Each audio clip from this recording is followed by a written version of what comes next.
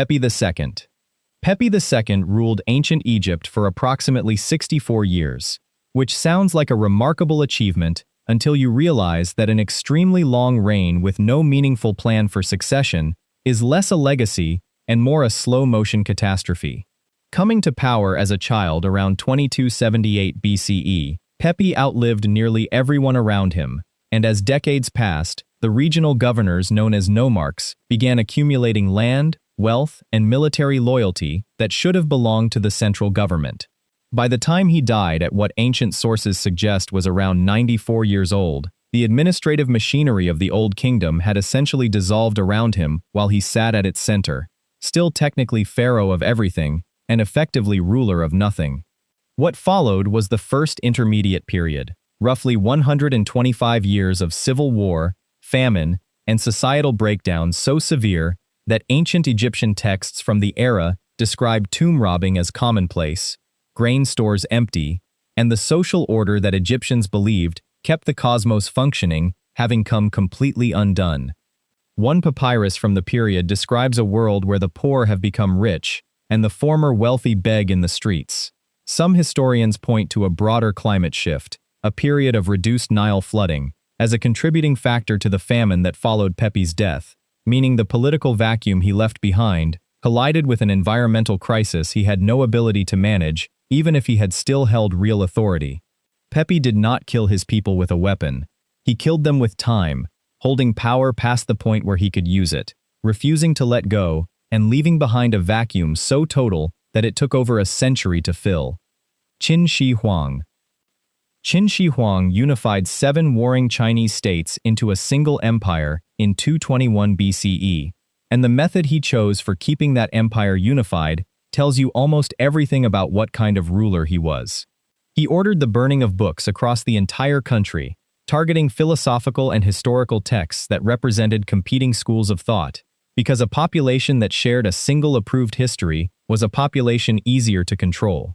Confucian scholars who objected were buried alive, with ancient sources putting the number at several hundred, a figure that may be symbolic in its precision, but is widely attested in Chinese historical records. He then conscripted hundreds of thousands of laborers to begin construction on the earliest sections of what would eventually become the Great Wall, a project so lethal that later generations called the wall the longest cemetery on Earth, with bodies of workers reportedly buried within its foundations.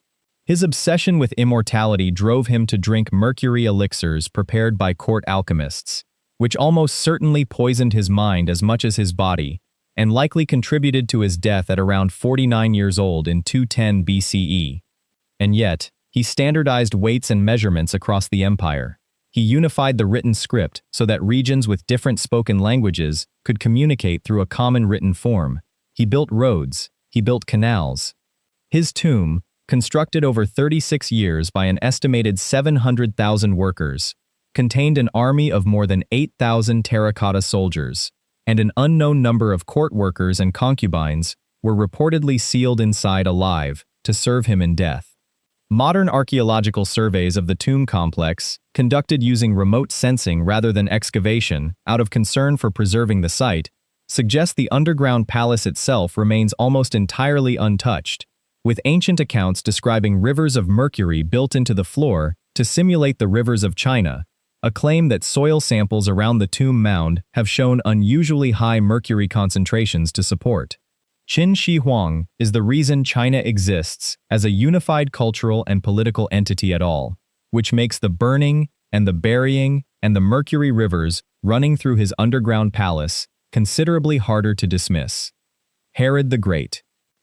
Herod the Great ruled Judea as a client king under Roman authority from 37 to 4 BCE, and he managed to be simultaneously one of the greatest builders of the ancient world and one of its most paranoid and murderous rulers, often within the same decade. He rebuilt the Second Temple in Jerusalem beginning around 20 BCE into a structure so magnificent that later rabbinical writings would say, "Whoever has not seen the Temple of Herod has never seen a beautiful building in his life." He constructed the port city of Caesarea Maritima from bare coastline, engineering an artificial harbor using hydraulic concrete, a technology the Romans themselves had only recently developed. He built the mountain fortress of Masada, with enough food and water storage to survive a years-long siege. And then he executed his wife Mariamne, her mother, his brother-in-law, and 2 of his own sons, all on suspicion of treason or conspiracy, suspicions that historians generally believe were driven by paranoia rather than evidence. The Roman Emperor Augustus reportedly observed that it was safer to be Herod's pig than his son, a remark recorded by the historian Macrobius that manages to be both darkly funny and genuinely chilling. In the Gospel of Matthew, Herod orders the killing of all male children under 2 years old in Bethlehem to eliminate a prophesied rival, an event known as the Massacre of the Innocents that does not appear in Roman or Jewish historical sources outside the New Testament and remains debated by historians. His final years were marked by a disease described in ancient sources as extraordinarily painful and degrading, with the historian Josephus describing symptoms including intense itching, intestinal ulceration, and difficulty breathing, a description that modern physicians have retroactively speculated might point to chronic kidney disease complicated by an infection, though no definitive diagnosis is possible from ancient testimony alone. He died in 4 BCE, having reportedly ordered prominent Jewish leaders arrested, with instructions that they be executed the moment he died, so that there would be public mourning across Judea, no matter how his subjects actually felt about him. The order was not carried out. Attila. Attila ruled the Hunnic Empire from 434 to 453 CE, commanding territory stretching from the Rhine River in the west to the Caspian Sea in the east. And he understood something that most conquerors do not bother to formalize: that terror, deployed systematically and at scale, is cheaper and faster than garrisoning every city you take. Roman writers described trails of burned settlements stretching for hundreds of miles across the Balkans, following his campaigns. Entire cities depopulated not just by killing, but by the flight of populations who had heard what was coming and left before he arrived. He successfully extorted the Eastern Roman Empire into paying tribute that reportedly reached over 2,100 pounds of gold annually at its peak, essentially making Constantinople pay him to not exist near them. At the Battle of the Catalaunian Plains in 451 CE, he suffered the only significant military defeat of his career, stopped by a combined Roman and Visigoth force in what historians consider one of the most consequential battles in European history. Had Attila won that engagement, the trajectory of Western European civilization changes in ways that are genuinely impossible to calculate. He retreated, regrouped, and invaded Italy the following year instead, sacking cities across the north before turning back, reportedly after a meeting with Pope Leo I, though historians debate how much that encounter actually influenced his decision versus logistical pressures and disease spreading through his army. He died on his wedding night in 453 CE, most likely from a severe nosebleed or esophageal hemorrhage. While unconscious from drinking, his body found the next morning in a pool of blood beside his new wife. The man who had terrorized 2 continents was killed by his own celebration. Basil II. Basil II ruled the Byzantine Empire from 976 to 1025 CE with a level of cold tactical effectiveness that makes him one of the most successful rulers in Byzantine history and one of its most disturbing. He spent decades methodically crushing the Bulgarian Empire in a series of grinding campaigns, and after his decisive victory at the Battle of Clydion in 1014 CE, he made a choice that has defined his historical reputation ever since. He captured approximately 15,000 Bulgarian prisoners and divided them into groups of 100. From each group of 100, 99 men were blinded completely. The 100th man was blinded in only one eye, so he retained enough vision to lead the other 99 home. When the blinded army arrived back in Bulgaria, their ruler Tsar Samuel reportedly looked at them and died of a heart attack on October 6, 1014 CE, a detail recorded by the Byzantine chronicler John Skylitzes that is either a remarkable historical fact or one of the most effective pieces of medieval psychological storytelling ever written down. Despite this, Basil was personally austere in a way that stood out sharply against Byzantine court culture. He wore simple clothing, showed little interest in luxury or ceremony, never married, and died without an heir in 1025 CE. The empire he had spent his entire life strengthening immediately began fragmenting under weaker successors. which means that all of those blinded men, all of that methodical violence, bought the Byzantine Empire approximately a generation of stability before it began sliding anyway. Byzantine historians writing decades after his death still referred to his reign as a kind of high watermark, a period against which every subsequent emperor was measured and found wanting, which is its own strange legacy for a man who left behind no heir, no wife, and by most surviving accounts almost no personal warmth at all.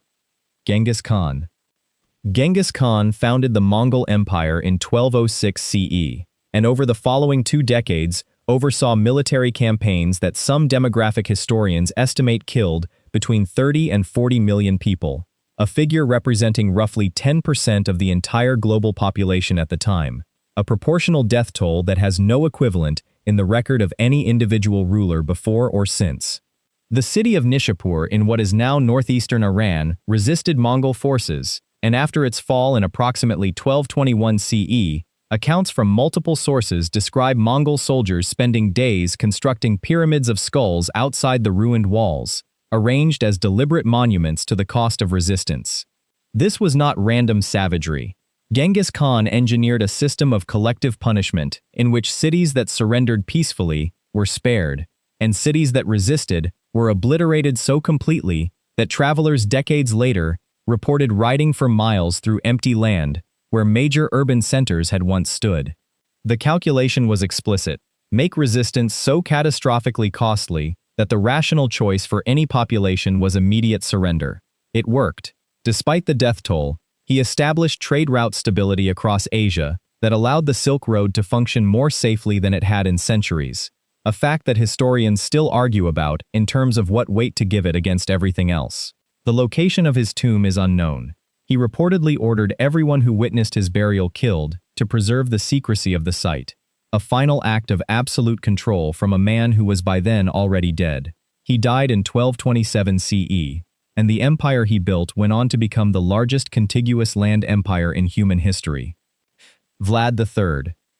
Vlad III served as ruler of Wallachia in 3 separate periods between 1448 and 1476 CE, and his preferred method of execution was so systematically applied and so visually overwhelming that it became the only thing most of the world remembers about him. Impalement on sharpened stakes, arranged outside city walls in deliberate formations, was not simply a method of killing, it was a communication strategy.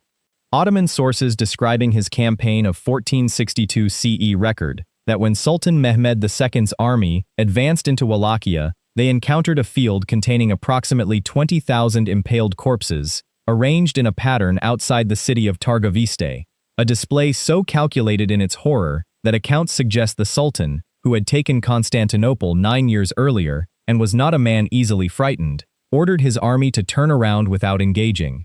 Vlad applied the same method to his own people as readily as to enemies, targeting corrupt boyar nobles, dishonest merchants, and anyone convicted in his rapidly administered justice system, which was brutal but notably consistent, regardless of the victim's social class. There was a political logic underneath it all. Wallachia was a small principality caught between the Ottoman Empire and the Kingdom of Hungary, 2 powers that would have absorbed it without a second thought if given the opportunity. Projecting an image of absolute mercilessness was arguably the only available deterrent for a ruler with limited military resources. He was eventually captured, imprisoned for approximately 12 years, returned to power briefly, and died in battle in 1476 CE. His head was reportedly sent to Constantinople and displayed on a stake, which, given everything, feels almost too symmetrical to be coincidental. Ivan IV. Ivan IV became Grand Prince of Moscow in 1533 CE, at approximately 3 years old, and ruled Russia until 1584 CE, being the first ruler to formally take the title of Tsar of all Russia, and spending much of that reign demonstrating what happens when absolute power combines with genuine intelligence and profound psychological instability. He created the Oprichnina, a parallel state within the state, a black-robed mounted force answerable only to him that seized land from the old noble class and executed designated enemies with a speed and randomness that made the definition of enemy functionally unpredictable. During the Novgorod massacre of 1570 CE, Acting on suspicion that the city was considering treason, he sent the oprichnina to carry out a purge that lasted 5 weeks, with death toll estimates ranging from 2,000 to 60,000 people depending on the source, a range that itself reflects how completely controlled information was during the operation. In 1581 CE, he killed his own son and heir, Ivan Ivanovich, in a fit of rage during an argument, striking him with a staff, an act so consequential that it effectively ended his dynasty, since his remaining son Fyodor was considered unfit to govern. He was a genuine statesman when he chose to be, expanding Russian territory eastward into Siberia, reforming the legal code, and building institutional structures that outlasted him. In his final years, he reportedly requested at various points to abdicate and become a monk, and once actually did abdicate temporarily before the boyars in a panic begged him to return. He died in 1584 CE, and the chaotic succession that followed eventually produced a period Russians call the Time of Troubles, nearly 15 years of famine, civil war, and foreign invasion, that some historians trace directly back to the dynastic collapse he caused, with a single blow of his staff, meaning the most consequential act of his reign may not have been a policy at all, but a moment of ungoverned temper in a private room. Leopold II. Leopold II ruled Belgium from 1865 to 1909 CE, and spent much of that reign presenting himself to Europe as a philanthropist, bringing civilization and development to Central Africa, a public image so thoroughly constructed and so completely disconnected from what was actually happening in the Congo Free State that it stands as one of the most successful exercises in deliberate deception in modern political history.